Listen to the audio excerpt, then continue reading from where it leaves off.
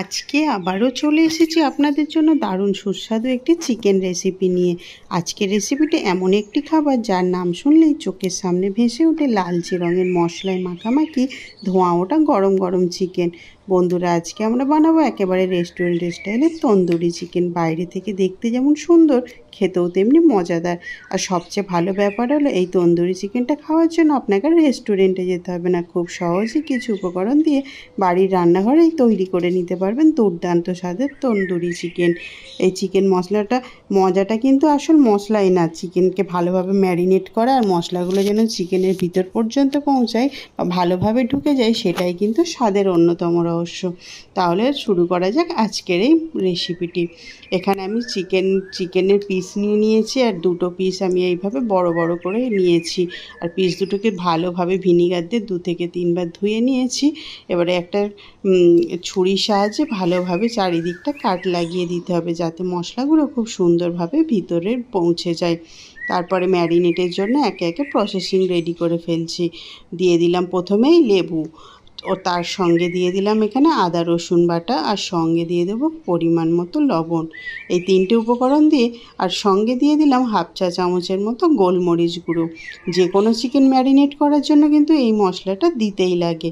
আর এই মশলাগুলোতে চিকেনটাকে খুব ভালোভাবে উপর নিচ করে ভালোভাবে ম্যারিনেট করে রেখে দেবো 10 মিনিটের মতো। হাত ঢুকিয়ে কিন্তু ভালোভাবে এটাকে মাখাতে হবে, যাতে ভিতর পর্যন্ত মশলাগুলো ঢুকে যায়। আর সময় নিয়ে ধৈর্য নিয়ে এই কাজটা করতে হবে।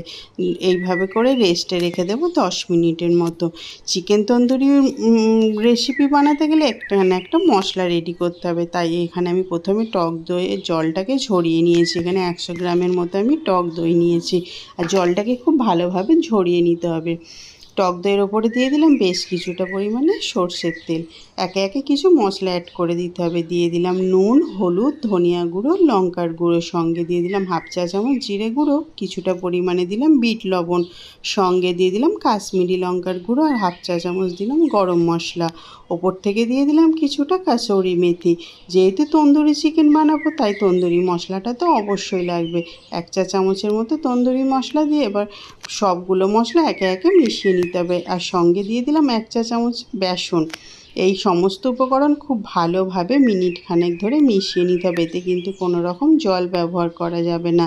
আমি একটু ঘন হওয়ার জন্য এখানে একটু সর্ষের তেল অ্যাড করে দিলাম। কোনোভাবেই কিন্তু জল অ্যাড করা যাবে না। 10 মিনিট রেস্টে রেখে দিয়েছিলাম। তারপরে এই টক দইয়ের মিশ্রণটা এবার একে একে চিকেনের গায়ে হালকা হালকা করে কোট করে নিতে হবে। ধৈর্য ধরে করতে হবে, আর সমস্ত কাঠগুলোর মাঝখানে হাতের সাহায্যে মশলাগুলোকে এইভাবে ঢুকিয়ে দিতে হবে। উপর নিচ করে উল্টে পাল্টে মশলাগুলোকে খুব ভালোভাবে চিকেনের গায়ে মিশিয়ে নিতে হবে। চিকেন তন্দুরি মানে কিন্তু মশলাটাই বেস্ট। মশলাটা যদি না সুন্দরভাবে রেডি করতে পারো, তাহলে কিন্তু ভিতর পর্যন্ত কোনোভাবেই মশলার স্বাদ ঢুকবে না। এটাকে রেস্টে রেখে দেবো আধ ঘন্টার মতো। আমি এটা ফ্রিজে আধ ঘন্টার মতো রেস্টে রেখে দিয়েছিলাম। এদিকে গ্যাসের ওপরে কড়াই বসিয়ে দিয়েছি, আর কড়াইতে দিয়ে দিয়েছি কিছুটা পরিমাণে সাদা তেল, আর তার সঙ্গে দিয়ে দিলাম বেশ কিছুটা পরিমাণে বাটার। যেহেতু আজকে রেস্টুরেন্ট স্টাইলের বানাচ্ছি, তাই এখানে আমি বাটার অ্যাড করলাম। তোমরা চাইলে কিন্তু এখানে শুধু সাদা তেল দিয়েও ভেজে নিতে পারো, বা শুধু বাটার দিয়েও ভেজে নিতে পারো। প্রথমে তেলটা খুব ভালোভাবে গরম হয়ে গেলে চিকেনের পিসগুলোকে এবার কড়াইয়ের মধ্যে দিয়ে দিলাম, আর কড়াইটাকে মিডিয়াম ফ্লেমে রেখে এটাকে এবার ভালোভাবে ভেজে নিতে হবে। প্রথম 5 মিনিট একটা সাইড ভালোভাবে ভেজে নিয়েছি। তারপরে কিন্তু মিনিট 5 পর এটাকে উল্টে দিতে হবে। বারবার কিন্তু পাল্টানো যাবে না। আবারও 5 মিনিটের মতো করে রেখে আবারও উল্টে দিলাম একবার। দেখো খুব ভালোভাবে দুটো সাইড কিন্তু লালচে রং ধরে এসেছে, আর ভিতর থেকেও কিন্তু অনেকটা সিদ্ধ হয়ে গেছে। এটা কিন্তু দেখেই বোঝা যাচ্ছে চিকেনের কালারটা অনেকটা চেঞ্জ হয়ে গেছে। এইভাবে 3 থেকে 4 বার উল্টে পাল্টে এগুলোকে ভেজে নিতে হবে। তারপর একটা স্মোকি ফ্লেভার আনার জন্য গ্যাসের ওপরে এইভাবে এগুলোকে আগুনের মধ্যে সেঁকে নিতে হবে। এতে করে একটা তান্দুরি ফ্লেভার চলে আসে। আর ওদিকে দেখো কড়াইয়ে আমি এক টুকরো কয়লা খুব ভালো করে গ্যাসের ওপরে গরম করে নিলাম। আর এই কয়লার উপরে 1 চা চামচের মতো ঘি দিয়ে দেবো। রেস্টুরেন্টে যে একটা তন্দুরি স্মোকি ফ্লেভার থাকে, এটা আমি বাড়িতে এইভাবে বানিয়ে নিলাম। আর এতে করে কিন্তু খাবারের স্বাদটা অনেক গুণে বেড়ে গিয়েছিল। তোমাদের কাছে যদি এটা না থাকে নাও দিতে পারো। আর চিকেনটা কিন্তু পুরোপুরি রেডি হয়ে গেছে, যেমন মুচমুচে লালচে আর ভিতর থেকে নরম ক্রিসপি। তো আজকের এই সুন্দর তন্দুরি চিকেন রেসিপিটা তোমাদের কেমন লাগলো তোমরা কিন্তু অবশ্যই কমেন্ট করে জানিও। এই রকম চিকেন খাবার জন্য আর কিন্তু রেস্টুরেন্টে যেতে হবে না, বাড়িতে বসেই বানিয়ে ফেলতে পারবে।